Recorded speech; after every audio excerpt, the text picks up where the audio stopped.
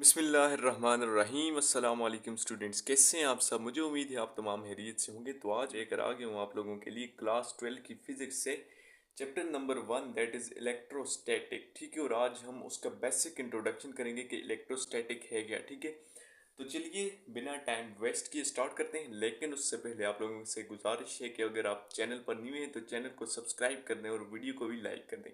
तो चलिए स्टार्ट करते हैं इलेक्ट्रोस्टैटिक। अब इलेक्ट्रोस्टैटिक है क्या, सबसे पहले समझने की कोशिश करते हैं। ठीक है, ओके।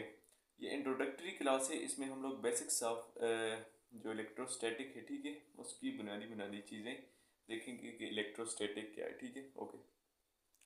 Electro mean charge. ठीक है, आप लोगों को इलेक्ट्रोस्टैटिक का लफ्ज़ पढ़ के इसके दो वर्ड नज़र आ रहे होंगे, एक इलेक्ट्रो और एक स्टैटिक। ठीक है, इलेक्ट्रो मीन होता है चार्ज, ठीक है, एंड स्टैटिक मीन आप लोगों ने पढ़ा हुआ है दैट इज़ रेस्ट। ओके, तो study of charge at rest. ठीक है, तो इसका मतलब क्या हो गया, study of charge at rest. ठीक है, study of charge at rest is known as what, electrostatic. ठीक है, तो इलेक्ट्रोस्टैटिक बेसिकली क्या है कि जिसमें हम चार्ज एट रेस्ट की स्टडी करते हैं उसको हम लोग कहते हैं इलेक्ट्रोस्टैटिक।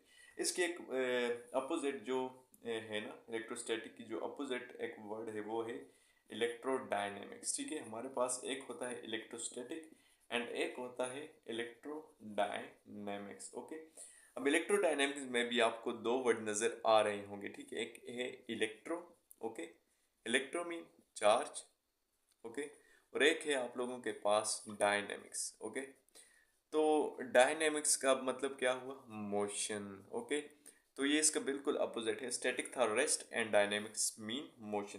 तो इसका मतलब क्या हुआ, study study of charges in motion is called what, is called electrodynamics. ठीक है, तो इलेक्ट्रोडायनेमिक्स एक ऐसी ब्रांच ऑफ फिजिक्स है जिसमें हम लोग चार्जेस को स्टडी करते हैं, लेकिन कब, जब चार्ज मोशन कर रहा हो। ठीक है, तो जब मोशन करेगा तो उसको, जब हम उसके बिहेवियर को स्टडी करेंगे तो उसको हम लोग कहेंगे इलेक्ट्रोडायनेमिक।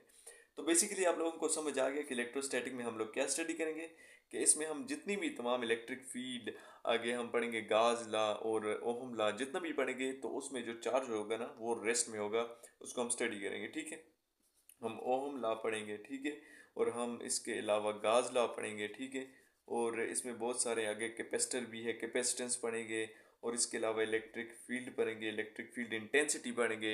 ये तमाम जितने भी कॉन्सेप्ट्स होंगे इसमें चार्ज होगा ना वो रेस्ट में होगा। ठीक है, और उसको हम इलेक्ट्रोस्टैटिक में स्टडी करते हैं। ओके, ये आप लोगों को समझ आ गया। अब इसके बाद एक और टर्म है यहाँ पर कि इलेक्ट्रिक चार्ज है क्या असल में। ठीक है, इलेक्ट्रिक चार्ज को हम स्टडी तो करते हैं, लेकिन इलेक्ट्रिक चार्ज क्या है। ठीक है, अब इलेक्ट्रिक चार्ज की तरफ बढ़ते हैं कि इलेक्ट्रिक चार्ज क्या है। So electric charge, what is electric charge. मैं आपको इसकी तीन डेफिनेशंस बताऊंगा। ठीक है, इलेक्ट्रिक चार्ज की तीन डेफिनेशंस बताऊंगा, उसको आप लोगों ने अच्छी तरह से समझना है। सबसे पहली डेफिनेशन ये है ना कि चार्ज एक ऐसा सब्सटेंस, ये ऐसी प्रॉपर्टी है। ठीक है, ये एक ऐसी प्रॉपर्टी है किसी भी सब्सटेंस की। ठीक है, किसी भी सब्सटेंस की ऐसी प्रॉपर्टी। ठीक है, electric charge is the property of a substance due to which it exert force of attraction or repulsion on another substance। ये किसी भी सब्सटेंस की ऐसी प्रॉपर्टी होती है जिसकी वजह से due to which it can exert force of attraction or repulsion on another substance। असल में हमारे पास जो इलेक्ट्रिक चार्ज है ना वो एक प्रॉपर्टी है। ठीक है, यानी कि हुसूसियात है किसी भी बॉडी की जिसकी वजह से वो एग्जर्ट कर सकता है फोर्स ऑफ अट्रैक्शन या रिपल्शन ऑन अनदर सब्सटेंस। ठीक है, दूसरी सब्सटेंस पर। ओके, ये डेफिनेशन आई होप आप लोगों को समझ आ गई होगी कि ये एक प्रॉपर्टी सब्सटेंस की जिसकी वजह से वो दूसरी सब्सटेंस पर फोर्स ऑफ अट्रैक्शन या रिपल्शन एग्जर्ट करता है। अब इसकी दूसरी डेफिनेशन ये है ना कि इट इंटरेक्ट्स। ठीक है, it interacts with other substances. ठीक है। सब्सटेंसेस से मेरी मुराद यहाँ चार्ज भी हो सकते हैं, ठीक है, कोई भी चार्ज हो सकते हैं जिससे ये जो इलेक्ट्रिक चार्ज होते हैं ये एक दूसरे से इंटरेक्ट करते हैं। अब इंटरेक्ट का क्या मतलब है, ठीक है, इंटरेक्ट में दो वर्ड हैं, या तो ये रिपेल कर सकते हैं, ठीक है, या इंटरेक्ट कर सकते हैं, यानी कि या इंटरेक्शन हो सकती है या रिपलियन हो सकती है, ठीक है। मैं आपको बताऊंगा कि इंटरेक्शन कब होगी और रिपल्शन कब होगी जब हम चार्ज की टाइप्स को डिस्कस करेंगे। उसके बाद हमारे पास जो अब मैं आपको तीसरी डेफिनेशन बताने लगा हूं ना, वो बहुत इंपॉर्टेंट है और पूरे चैप्टर में वो इस्तेमाल होगी, ठीक है। अब देखिए मैं आपको बताने लगा हूँ इसकी तीसरी डेफिनेशन। तो तीसरी डेफिनेशन को समझने के लिए आपको बहुत ध्यान देना होगा, क्योंकि बहुत तवज्जो देनी होगी, क्योंकि इसी की वजह से आपको पूरा चैप्टर अंडरस्टैंड होगा, ठीक है। तो डेफिनेशन 3 ये है कि electric charge is the source of electric field. जो हमारे पास इलेक्ट्रिक चार्ज है वो असल में सोर्स है इलेक्ट्रिक फील्ड का, ठीक है। यानी कि इलेक्ट्रिक फील्ड जो हमारे पास प्रोड्यूस होगी वो इलेक्ट्रिक चार्ज की वजह से प्रोड्यूस्ड होगी, ठीक है। आप लोगों को बहुत जल्द समझ आने वाला है जब हम नया लेक्चर बनाएंगे, ठीक है। ओके, अब हम चार्ज की टाइप्स देख लेते हैं कि चार्ज तो हम लोगों ने देख लिए 3 डेफिनेशन से। सबसे पहली ये कि ये सब्सटेंस की ऐसी प्रॉपर्टी है जिसकी वजह से ये एग्जर्ट करता है फोर्स ऑफ अट्रैक्शन और रिपल्शन ऑन अनदर सब्सटेंस। किसी दूसरी सब्सटेंस पर ये फोर्स ऑफ अट्रैक्शन एग्जर्ट करेगा या रिपल्शन करेगा, ठीक है। दूसरी डेफिनेशन ये थी कि ये इंटरेक्ट कर सकता है अदर सब्सटेंस के साथ, ठीक है।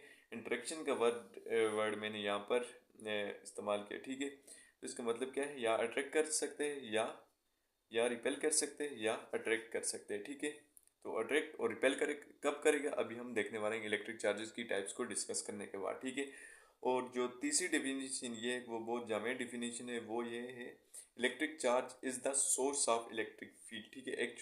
एक्चुअल में जो हमारे पास इलेक्ट्रिक चार्ज है ना वो सोर्स है इलेक्ट्रिक फील्ड का, यानी कि इलेक्ट्रिक फील्ड को प्रोड्यूस करने वाली चीज़ हमारे पास क्या है, इलेक्ट्रिक चार्ज, ठीक है। यहाँ तक आप लोगों को समझ आ गया। अब हम आगे पढ़ते हैं और चार्ज की जो प्रॉपर्टीज़ हैं, यानी कि जो चार्ज हैं, टाइप्स ऑफ चार्ज वो डिस्कस करते हैं। अब हम टाइप्स ऑफ इलेक्ट्रिक चार्जेस को डिस्कस करने वाले हैं कि इलेक्ट्रिक चार्जेस की कितनी टाइप्स हैं, ठीक है। Basically there are two types, ठीक है। There are two there are two types of electric charges, okay. Basically हमारे पास जो इलेक्ट्रिक चार्जेस हैं उनकी दो ही टाइप्स होती हैं। नंबर 1 हमारे पास आ जाते हैं पॉजिटिव चार्जेस, ठीक है। पॉजिटिव चार्जेस जिनके ऊपर प्लस सिंबल होती है, ठीक है, यानी कि वो पॉजिटिव चार्जेस होते हैं। दूसरे हमारे पास होते हैं नेगेटिव चार्जेस। बेसिकली हमारे पास दो टाइप्स हैं। बेसिकली जो इलेक्ट्रिक चार्जेस हैं वो उनकी दो टाइप्स हैं, ठीक है। एक पॉजिटिव चार्जेस होते हैं और एक होता है हमारे पास नेगेटिव चार्जेस को माइनस सिंबल से शो करते हैं, ठीक है। ओके, अब ये मैं आपको बताता हूँ कि ये एक दूसरे को रिपेल कब करेंगे और अट्रैक्ट कब करेंगे, ये दोनों चार्जेस, ठीक है। ओके, रिपेल कब करेंगे, जब दो सेम चार्जेस एक दूसरे के कंट्रास्ट में आ गए, ठीक है। Same charges always same charges always repel each other, okay.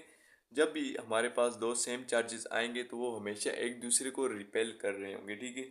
और जब अपोजिट चार्जेस एक दूसरे के करीब आएंगे ना तो वो एक दूसरे को अट्रैक्ट करेंगे। Opposite charges always attract each other, ठीक है। जब भी हमारे पास दो अपोजिट चार्जेस आएंगे तो मीन्स क्या होगा, वो उनके दरमियान अट्रैक्शन होगी। देखें यहाँ पर अगर हमारे पास एक पॉजिटिव चार्ज ही आ गया और दूसरा पॉजिटिव चार्ज ही आएगा तो ये दोनों एक दूसरे पर एक फोर्स ऑफ रिपल्शन ले आएंगे, ठीक है। ये इस पर ले आएगा और ये इस पर ले आएगा, तो हमारे पास इस तरह से ये एक दूसरे को रिपेल कर रहे होंगे, ठीक है, यानी कि एक दूसरे को रिपेल कर रहे होंगे। और इसी तरह अगर हमारे पास दो नेगेटिव चार्जेस एक दूसरे के करीब आ गए तो ये भी एक दूसरे को रिपेल करेंगे, ठीक है, यानी कि एक दूसरे को एक दूसरे से भगाएंगे। और अगर हमारे पास एक पॉजिटिव चार्ज आ गया और दूसरा हमारे पास नेगेटिव चार्ज आ गया तो ये दोनों एक दूसरे को अब अट्रैक्ट करेंगे, यानी कि एक दूसरे की तरफ बढ़ेंगे और एक दूसरे को अट्रैक्ट करेंगे। तो ये था टाइप्स ऑफ चार्जेस, ठीक है। और रिपल्शन क्या होती है और अट्रैक्शन क्या होती है ये मैंने आप लोगों को समझा लिया। अब इसके बाद हमारे पास दो टर्मिनोलॉजीज होती हैं, एक कंजर्वेशन ऑफ चार्ज एंड एक होती है क्वांटाइजेशन ऑफ चार्ज। अब वो क्या है उसको समझने की कोशिश करते हैं, ठीक है। अब हमारे पास दो टर्म हैं, एक कंजर्वेशन ऑफ चार्ज और एक है क्वांटाइजेशन ऑफ चार्ज। आप लोगों ने conservation of energy, law of conservation of energy पढ़ा होगा कि energy can neither be created nor be destroyed but can be converted from one form to another form. तो सेम कंजर्वेशन ऑफ चार्ज के लिए भी यही लॉ अप्लाई होता है कि charge can neither be created, okay, charge can neither be created nor be destroyed, ठीक है, neither be created nor be destroyed, okay. तो कंजर्वेशन ऑफ चार्ज से मेरा मतलब ये होगा कि जो चार्ज होता है उसको हम ना क्रिएट कर सकते हैं ना डिस्ट्रॉय कर सकते हैं, मींस कि चार्ज रिमेन कंजर्व, ओके। हमारे पास जो चार्ज है वो क्या रहेगा, कंजर्व रहेगा, वो ना हम क्रिएट कर सकते हैं ना ही डिस्ट्रॉय कर सकते हैं, ओके। तो कंजर्वेशन ऑफ चार्ज का यही मतलब है, ठीक है।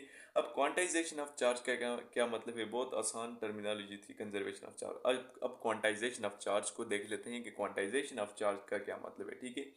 तो by quantization of charge we mean that charge is quantized, it can exist in discrete packets, okay, it can exist in discrete packets, okay, it can exist in discrete packets, ठीक है। तो मेरा मतलब ये है ना कि क्वांटाइजेशन ऑफ चार्ज का मतलब है कि जो चार्ज होता है हमारे पास वो डिस्क्रीट पैकेट्स की फॉर्म में होते हैं, ठीक है। तो आप लोगों को ये समझ आ गया होगा कि क्वांटाइजेशन ऑफ चार्ज का क्या मतलब है, यानी कि चार्ज डिस्क्रीट पैकेट की फॉर्म में एग्जिस्ट करता है, ठीक है, rather then in continuous form, ठीक है, rather then in continuous form, ठीक है।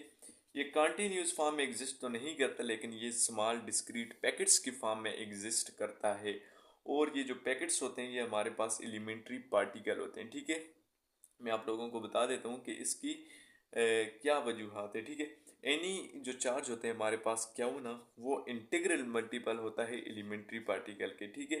ये हमारे पास क्वांटाइजेशन ऑफ चार्ज की मेन इक्वेशन है कि जो भी हमारे पास चार्ज होता है एनी चार्ज क्या हो is an integral multiple of the minimum elementary charge e, that is हमारे पास ये जो इक्वेशन है ये है क्या is equal to n e, ठीक है। इसका मतलब है कि जो एलिमेंट्री पार्टिकल हैं वो कुछ मिलेंगे और हमारे पास क्या वो चार्ज बनेगा, ठीक है। अगर हम n की जगह 1 पुट करें या n की जगह क्या हो सकते हैं 1 हो सकते हैं 2 3 4 and up to so on, ठीक है। तो ये हमारे पास से मेन चार्ज की इक्वेशन। आप लोगों को चार्ज का वर्ड जब भी आए तो आप लोगों को ये फील नहीं होना चाहिए कि ये शायद इलेक्ट्रॉन की बात हो रही है, ठीक है। एक इलेक्ट्रॉन की बात नहीं होती, ठीक है, इसके अंदर बहुत ज़्यादा इलेक्ट्रॉन होते हैं। जिस तरह हम लोग कहते हैं हमारे पास जो 1 इलेक्ट्रॉन है ना, 1 इलेक्ट्रॉन बराबर है 1.6 मल्टीप्लाई बाई 10⁻⁻19 कूलम के।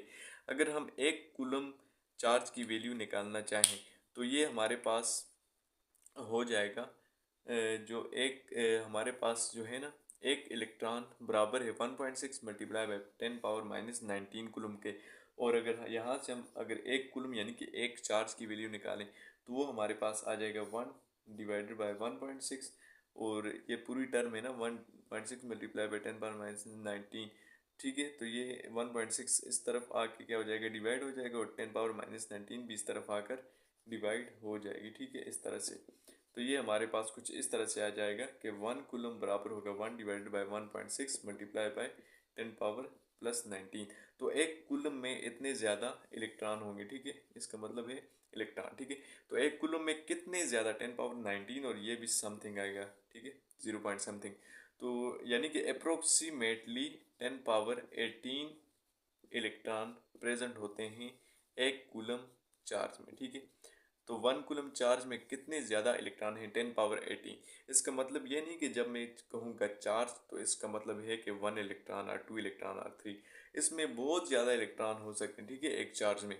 तो मेरा मतलब ये है कि क्वांटाइजेशन ऑफ चार्ज जो है उसका मतलब ये कि जो चार्ज होते हैं वो डिस्क्रीट पैकेट्स की फॉर्म में एग्जिस्ट करते हैं, ये कंटिन्यूस अमाउंट में नहीं होता, ओके। आई होप आपको कंजर्वेशन ऑफ चार्ज और क्वांटाइजेशन ऑफ चार्ज का फुली अंडरस्टैंडिंग मिल गई होगी। तो आगे कल के लेक्चर में हम लोग डिस्कस करेंगे कि ओहम लॉ क्या होता है, ठीक है। उसकी तमाम इन्फॉर्मेशन मैं आपको बताऊंगा। तो अगर आपको ये वीडियो, ये लेक्चर आप लोगों को पसंद आए है, ठीक है, आप लोगों ने इसको लाइक करना है, ठीक है। और अगर चैनल पर न्यू है तो चैनल को सब्सक्राइब करके हमारे साथ अटैच हो जाएं, ठीक है। जिस तरह मैं नया लेक्चर अपलोड करूँगा आप लोगों के पास सबसे पहले पहुँच जाएगा और आप उसे देखकर फ़ायदा हासिल कर सकते हैं। तो मिलते हैं इसी तरह की नई वीडियो जो कि अगली है ओहम लॉ के ऊपर, ठीक है, उसमें मिलेंगे। तब तक के लिए अल्लाह हाफिज़।